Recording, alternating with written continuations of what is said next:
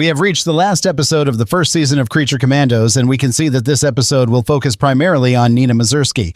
I already knew something was going to happen to her. I knew that in the final episode, Nina would die, and I mentioned this in the last video I made, analyzing episode 6. Still, it was a huge surprise for me to see Nina die that way after witnessing her tragic past. She was the most innocent character in the group and ended up dying in such an undignified manner. Now, regarding the episode itself, I found it a bit disappointing for a season finale. It felt a little weak. For example, throughout the entire season, they keep showing Frankenstein's past and his motivation to see his bride, only for him to arrive in the last episode, get shot a few times, and just hang around like that. Additionally, we had the revelation of the new group featuring the same King Shark from the Suicide Squad movie and G.I., who appears well enhanced and buffed right at the end of the episode. Overall, I did like Nina's sad storyline with all that father-daughter dynamic about accepting someone regardless of who they are. It was very touching. However, the episode itself seems to lack substance. It feels like there should have been more development. That's why I think episodes of this series should be at least 40 minutes long so that things don't feel so rushed and disjointed as they did in this episode. Moreover, we had our first mention of Star City and Bloodhaven in the DCU, with a direct reference to Green Arrow and Nightwing. I really like this reference, despite being very brief. Now, without further ado, let's analyze the last episode of the first season of Creature Commandos titled A Very Funny Monster. But before we start, don't forget to hit the like button, comment below, and subscribe for more content like this. Also, follow us on our other social media platforms, Instagram and Threads, where I'll be updating you on this universe that we all love so much. The episode begins with a flashback involving Nina's origin, where we see she was born from a normal delivery, but with an extremely rare condition where her lungs are outside her body. Her mother is desperate about this happening to her, but her father, the famous paid scientist Dr. Mazursky, remains hopeful and ends up naming his daughter. Meanwhile, in Pokolistan, we see Frankenstein going to the princess's castle, where he starts giving his usual annoying speech about the love he feels for his bride whenever he's with people. He even shares his plan to impress her with the taxi driver. He arrives at the castle just in time to see his bride and her allies breaking into the watchtower. Nina then questions whether the princess could be innocent, but once again the bride reminds her of what Waller informed them, that the princess will bring about the end of the world, and that's reason enough for them to continue with their mission. Nina then starts searching through security cameras to find a safer and quieter route without guards leading them to the princess. Phosphorus also accesses one of the computers with footage from previous days to find an easier route to reach her. However, while doing this, he finds an enigmatic image from 2 days ago showing the princess with a monster that looks quite familiar. At first glance, it's hard to identify who this monster is, but later we learn it's Clayface, and this sets up a major plot twist for the season. After seeing this image, Frankenstein interrupts them at the window, looking all lovey-dovey, and even tries to talk about how innocent he thinks the princess is, but clumsily gets shot by the bride, who knocks him out cold. And here, in this part of the episode, is where my first disappointment with this episode comes in, involving Frankenstein, because they spent the entire season developing him, only for him to arrive here in the big final episode, and the bride simply shoots him in the chest. He falls to the ground, and that's it. He only comes back in the post-credit scene, so everything important for him to do in the season is over.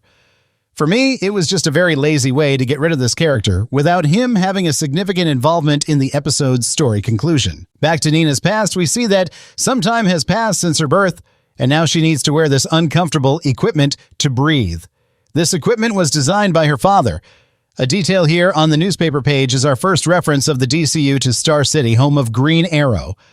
Nina's mother, Lily, can't stand seeing her daughter like this. She even says this isn't life. The father tries to say that she is happy, but Lily argues that over time she will need new equipment. Then she mentions that they should have kept her away from these machines back then, implying that she should have died. They start to argue until Edward states that Nina doesn't recognize Lily as her mother because she doesn't look at her as if she were her mother. Well, here in Nina's origin story, it seems James Gunn was inspired by a good part of the Flashpoint comic book storyline, remembering that she first appeared in Flashpoint comics when the New 52 came about. Her origin was slightly altered to explain how she gained this fish-like appearance, but here in the episode we see that James Gunn really adapted the Flashpoint version and added new elements like the drama involving bullying and a mother who doesn't accept her due to her appearance. One of the positive points of this episode is all this plot surrounding Nina's past. It's truly sad how her origin was constructed, since she was born with lung problems and had to spend all that time hidden from people because of her appearance, and still, she manages to be the most charismatic and innocent character in the group. Meanwhile, in the present, we see our group of monsters trying to infiltrate the castle while Dr. Phosphorus has to melt a wall of the castle. We go back again to the past and see that now Nina is a bit older and walking with more difficulty due to the weight of her equipment. Dr. Mazursky states he has a treatment that will allow her not to use such equipment anymore. This leads us to the next scene where it explains how Nina gained her amphibious appearance and abilities. Her father performs a surgery that alters the child's DNA so she can breathe even with her lungs filled with liquid. This process ends up changing all of Nina's physiology, giving her this fish-like appearance we see. The father quickly understands what's happening and takes her to a sink, filling it with water. Seconds pass as it seemed like Nina was drowning, but then she finally manages to breathe. Returning to the castle, we see Princess Alana not showing concern about the Commandos' attack. Even at her security chief's request, she still wants to go for a dive. And let's be honest about Princess Alana, it seems like she's asking for trouble. Her somewhat carefree personality regarding everything she's experiencing shows how spoiled she is. Spoiled because nothing will happen to her, no one will be able to touch her, and she gets everything she wants. It's a way of showing how evil she is and that she truly wants to conquer the United States of America. In the next scene, we see that Phosphorus has managed to cross the castle wall. We see that they are close to the lake where the princess is going to dive. Then we see that Weasel is bothering the team because he wants to go to the princess, as she reminds him of the girl he tried to save in his past. Nina stops him and then reminds the team that Weasel played with the princess for a long time. With that, we go to another flashback of Nina, and now we see that she is already a teenager. Her father tries to put Nina in a school because he understands that she needs to socialize with other people, as the only person she knows is her father. However, the principal accepts Dr. Mazursky's request out of respect for his work. Here, I didn't understand what Dr. Mazursky was thinking. He wanted to place his daughter, who looks like an amphibian, in a normal school full of humans. What did he think would happen? Normal people suffer bullying for countless reasons. Now imagine what would happen to someone who looks like an amphibian. It seemed a bit inappropriate on her father's part. Well, while Nina tries to fit in by playing sports, a girl calls her frog face.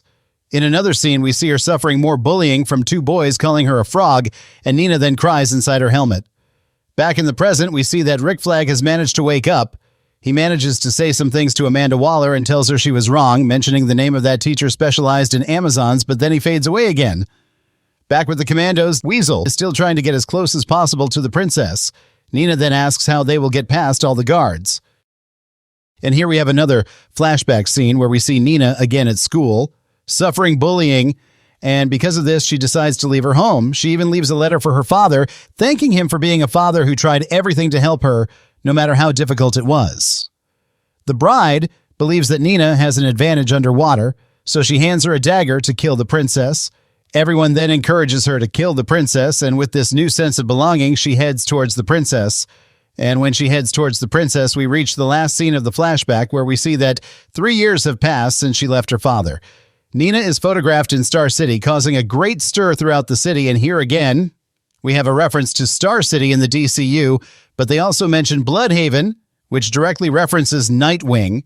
I was wondering if the animated feature dynamic duo will take place in this location. Nina's father recognizes his daughter immediately after seeing her on the news, and a police operation is mobilized that manages to capture Nina. A crowd forms to see this captured creature. As Nina is being taken away by the police, her father appears and tries to talk to her. When he knocks down a police officer, another officer suddenly appears and shoots at Nina's father, killing him right in front of his daughter. Nina then can't say anything because she can't breathe, and thus she is arrested and locked in an aquarium. In the United States, Amanda Waller and John Economos go to the teacher's house and find the remains of Clayface. They soon discover they've been deceived. Both find the teacher's body, and immediately Amanda Waller calls the castle to cancel the attack by the Commandos, but she calls too late as Nina was already very close to killing the princess. The Weasel then starts to remember the child he met in the past, confusing her with the princess. He goes to her, ruining the entire plan, and Princess Alana immediately realizes they wanted to kill her. Here, an underwater fight breaks out between them, and as we've seen throughout the series, Nina has no fighting experience. So what happens next? Ilana coldly kills Nina, revealing that she is not a good person. The bride then sees her companion's body emerging from the water while they are surrounded by the princess's soldiers. The princess's head of security appears with a communicator, and Amanda Waller tells the bride that they made a mistake. In the next scene, we see the commandos in the castle while Weasel is being praised by the guards for saving the princess, while Phosphorus is furious that Weasel bit him, as nobody had touched him in 15 years.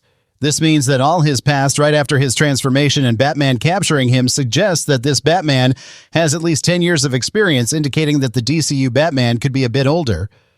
The bride goes to Princess Alana's office, and Alana says she understands the monster's following orders and holds no grudges, but that's when the twist comes.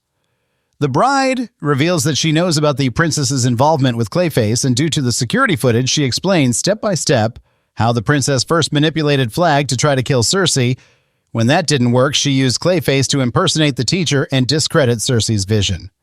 The bride then believes that Cersei's vision is real and mentions sending a spy to Belle Reve. The bride states that she will kill the princess not to save the world, but because she killed her only friend.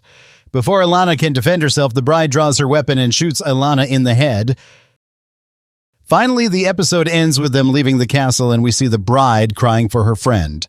Then we see some time has passed. We see the bride and John Economos. Economos says that Waller is grateful to the bride for saving the world and finally introduces her new Creature Commandos team featuring G.I. Robot with a new look, Nosferatu, Callus, and King Shark. We also have this scene with Frankenstein where we see he is alive and will return in Season 2.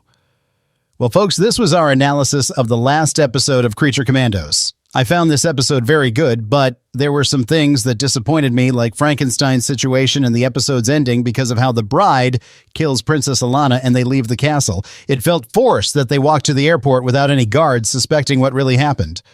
Also, Nina's death felt like this series should have had 8 episodes instead of 7 because it became complicated to show both the monster's past and their present simultaneously. This limited screen time for what was happening in the present.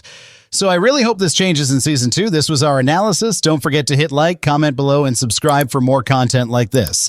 Thank you very much for watching, and I'll see you in the next video.